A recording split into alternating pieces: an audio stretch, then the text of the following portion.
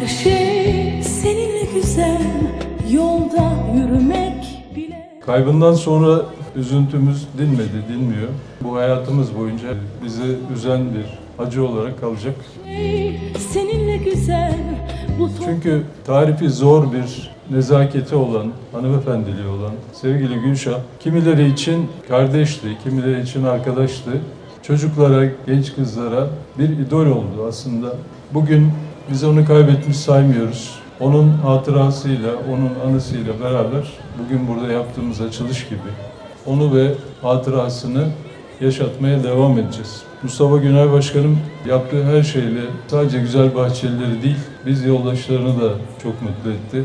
O nedenle bugün bu değerli tesisin açılışından dolayı ve bütün çalışmalarınız için sizleri yürekten kutluyorum başkanım. her şey seninle güzel, duyduğum bu ses bile yalnız içtiğim su değil.